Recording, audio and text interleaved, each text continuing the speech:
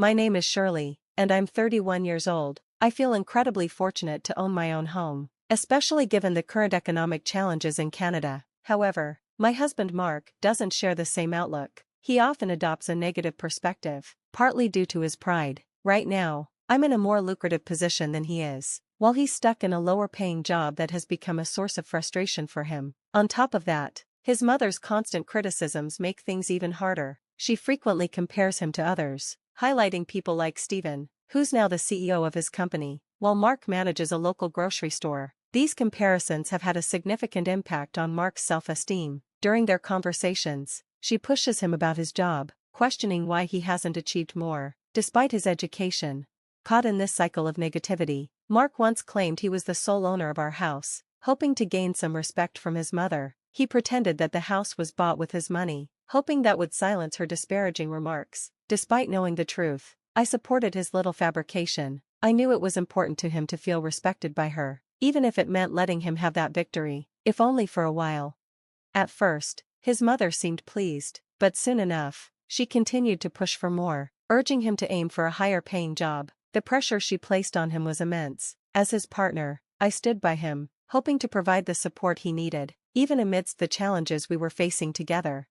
Looking back, I realized that allowing Mark to claim ownership of our house was a mistake. It gave him the chance to undermine and disrespect me, especially in front of his mother. When she visited, he would adopt a domineering attitude, flaunting a sense of authority that wasn't truly his. It was I who worked hard to secure the comfortable, beautiful life we had, but in those moments, Mark seemed determined to erase that truth in her presence. His behavior became more aggressive. He'd call out to me, "Shirley, come downstairs. My mom's here and wants food and a foot massage," as though I was meant to cater to their every need. I would rush to do as he asked. All the while Mark and his mother would talk at length, ignoring me. One day, after I complied with his command, his mother commented, "It's good to see you're finally acting like a man. I'm surprised Shirley puts up with it, considering she's the breadwinner." Mark quickly retorted, "Yes, but I'm the one who owns the house, so she has to respect me."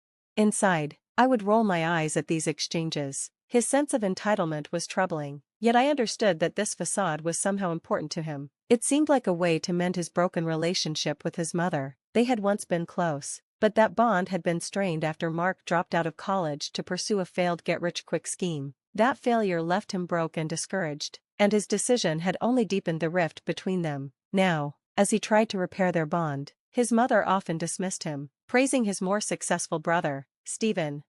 "Oh, I forgot to mention, Steven will be joining us for dinner," Mark added one day, as though on cue. "Come on, Shirley, let's go make some food." Through it all, I remained supportive, understanding that beneath his flawed actions, Mark was desperately trying to regain some sense of dignity and approval from his mother. After a long day at her job, Donna would often vent to me about Mark's shortcomings, lamenting, "He must be tired after working all day at that big company." "Ah, fine," she'd sigh, and then the complaints would pour out. Sometimes, Mark would overhear these conversations. Donna didn't even try to hide her gossip, and it only fueled Mark's anger and need to assert control, reinforcing her dominance in the household. You might wonder why I tolerated this situation for so long. 9 months, to be exact. My patience, however, was finally wearing thin. One day, while Donna and I were in the kitchen, she launched into her usual tirade about how disappointed she was in Mark. "It's just so sad, having a loser for a son," she sighed. "Yeah, I'm sure it is," I responded flatly. She looked at me sympathetically. "Honestly, you're stronger than me. I might have left him a long time ago if I were you." In those moments, I was at a loss for words. I couldn't quite agree with her, but at the same time, challenging her felt equally impossible. So, I muttered something non-committal and let it go. A couple of hours later, Steven arrived. Mark, already in a sour mood, greeted him with a coldness that hung in the air. Steven, ever the optimist, entered the kitchen with a cheerful tone. "Hey, Shirley, hey, Mom," he greeted, his smile bright. Donna's face lit up when she saw Steven. "Oh, my dear, welcome, you're just in time. Let's set the table, we need to talk to Mark soon. This has gone too far." "Talk to Mark about what?" I asked, anxiety creeping into my voice. Donna's response was cryptic, laced with something serious. "Oh, you'll find out soon enough. Our visit isn't just a friendly one. We've got something important to discuss." After we set the table and said grace, Donna decided it was time to drop the bomb. I have something to say. Stephen and I have been discussing this for a while now, and I think it's time we brought it up with you, Mark. She hesitated for a moment, her tone shifting into something more serious. Yeah, Stephen chimed in, nervously. You know, your job right now, it isn't enough to sustain. Don't sugarcoat it, Stephen, Mark snapped sharply, cutting him off. Stephen paused, then went for it. What I'm trying to say is, your job isn't good enough for you to keep this house. The words hit me like a cold splash of reality. Both Mark and I were stunned, caught off guard by the bluntness of the confrontation. We'd been found out. You can't keep this house, Donna declared, her voice a mix of concern and authority. Well, not under your name, at least. Owning a house is a big responsibility, and we don't want to see you struggle to pay for it. So, I think it's best if your older brother takes over the ownership. It'll save you from future problems. Mark and I both exclaimed in unison. What? The shock in our voices was palpable. I'm sorry, but that's not happening, Mark replied, his tone unexpectedly firm. Why not? We're trying to help you, Mark, Donna protested, her voice softening slightly. I'm not a kid anymore, Mom. I can handle owning a house. I don't need you treating me like some charity case, Mark shot back, frustration rising in his voice. Oh, Mark, don't be stubborn, just go get the title deed. Let's discuss it and go over the details, Donna urged. At that moment, the truth hung heavily in the air. Unbeknownst to Donna and Stephen, I was the actual owner of the house. If they saw the title deed, it would unravel everything we'd carefully constructed, potentially alienating Mark from his family. But I knew the deception couldn't last forever. I exchanged a glance with Mark and realized it was time for honesty, even if it was uncomfortable. Donna, Stephen, thanks for bringing this up, I began, my voice steady. It's time we tell you the truth about everything. What truth? What's going on? Stephen asked, confusion evident in his tone. Well, you see, we've been keeping something from you, I said, but before I could continue, Mark abruptly interrupted. Oh, yes, the truth is, we can't find the title deed, he said, his voice strangely convincing. I was taken aback by his improvisation. I had hoped he would tell them the truth, but instead, he opted to fabricate yet another lie. We must have misplaced it when we were moving stuff around in the attic. You know how cluttered it gets up there with all our junk. It's probably somewhere in the mess, Mark added, sounding almost believable. Come on, Mark, you should know better than to lose such important documents, Stephen scolded, disappointment clear in his voice. Well, what do you expect from your little brother? He's pretty clueless, Donna chimed in, reinforcing the stereotype that Mark was the less capable sibling. Her casual dismissal of his abilities stung, but it also made it clear that the truth could no longer be avoided. How he even managed to buy a house is beyond me, Donna muttered, shaking her head. I'll search for the papers. Give me a couple of days to sort everything out. This complicates things, she continued, her frown deepening. We wanted to resolve this quickly, but okay, just find the documents and let us know as soon as you can. While the rest of the group continued to chat lightly and enjoy their meal, I sat in silence, troubled by Mark's actions. He had the perfect opportunity to come clean, but instead, he chose to add another lie to our already fragile situation. Lies, as everyone knows, only compound problems the longer they're kept. After Donna and Stephen left, I couldn't hold it in any longer. Seriously, Mark, why would you do that? I demanded, my frustration bubbling to the surface. I had to do it. Surely, there was no other choice, he defended stubbornly.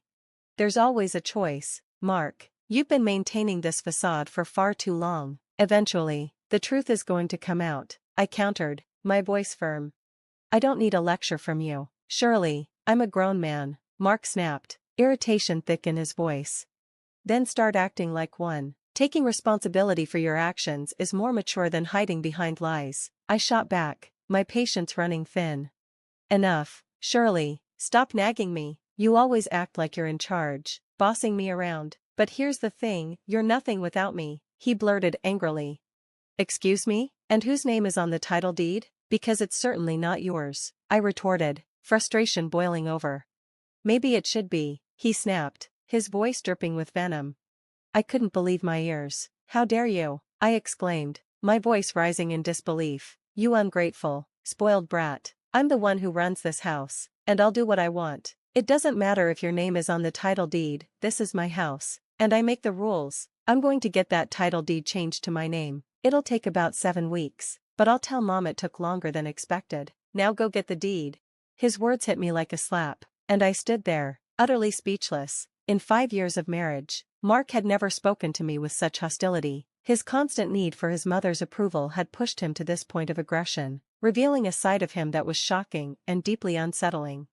Though his behavior was inexcusable, I wasn't the type to back down easily. Some might call it petty, but I saw it as simply making him face the consequences. Still, I knew that retaliating directly would lead to nothing but more shouting and hurt feelings. Instead, I decided on a more calculated approach. I went to our home office, where I knew the deed was kept. Finding it was easy. I was always the meticulous one in our household, but instead of just handing it over, I had a different plan. I made a photocopy of the deed. It was just a simple black and white copy, lacking the official stamps and intricate details, but it was perfect for what I needed. I slipped the photocopy into Mark's work bag and stashed the original in my secret safe, a place he didn't even know existed. "I put the photocopy of the deed in your work bag for tomorrow," I said casually. "I know you leave early, so I took care of it for you. You'll find it in there." "Great. I'll need to contact the title company to start the process," he replied, assuming everything was in order.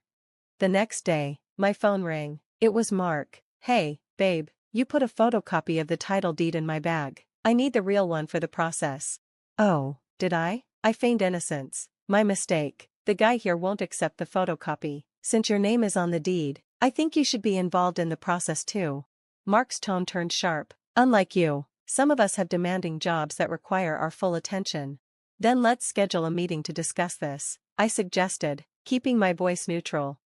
"What did you just say to me? Do you need my help or not?" he snapped. I knew I had angered him, but at this point, I didn't care. I wasn't going to let him off the hook so easily. He needed to learn a lesson. I was done being accommodating, and if a little petty behavior was what it took, then so be it. "Yes, I need your help." "Fine, I'll handle everything." "Okay, bye," he conceded, clearly frustrated. Tension simmered between us, but I wasn't backing down. The days of tolerating his disrespect were over. I was determined that Mark needed to face the consequences of his actions. A week passed, and Mark threw himself into a frantic search for the title deed. He combed through every inch of our office, even though he knew it wasn't there, and dared to dig through the attic, despite knowing the chances of finding it were slim. Desperate times, desperate measures, right? He spent the next week tirelessly searching, even taking time off work to do so.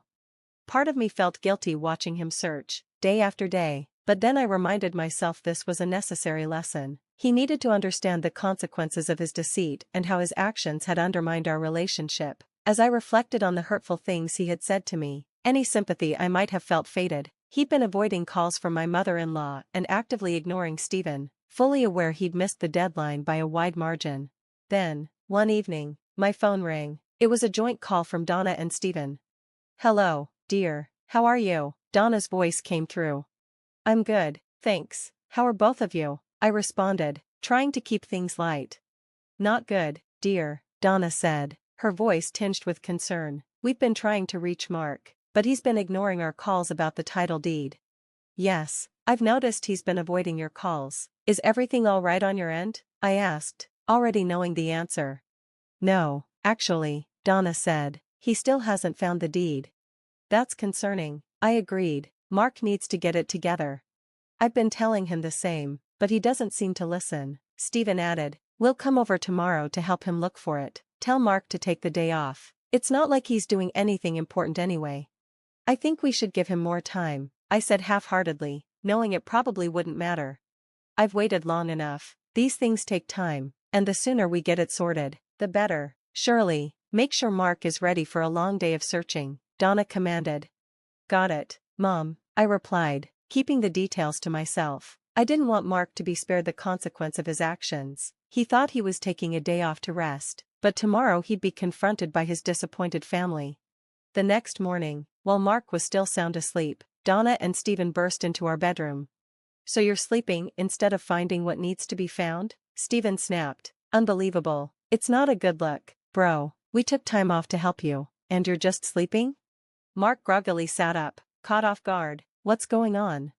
We told Shirley we'd be coming to help, but it seems like you didn't want us to, Donna said, her disappointment clear. No, Shirley didn't say anything to me, Mark quickly defended, still disoriented. Don't blame her. She's been holding things together while you've been MIA, Steven said, glaring at him. Why weren't you answering our calls? I was just busy, Mark mumbled, the excuse sounding weak even to his own ears. Busy sleeping, it seems, Steven retorted. Anyway, get up, we need to start searching. I stood up from where I'd been quietly listening outside the door, and all eyes turned to me. You don't have to search, I said, my voice calm and steady. I have the deed. The tension in the room thickened as I handed Donna and Steven the real deed. There was no denying it now. My name was clearly printed as the owner. Why didn't you tell me they were coming? Mark exclaimed, frustration seeping into his voice. I've been exhausted from all this searching. And why didn't you say you had the deed? He added, his tone accusatory.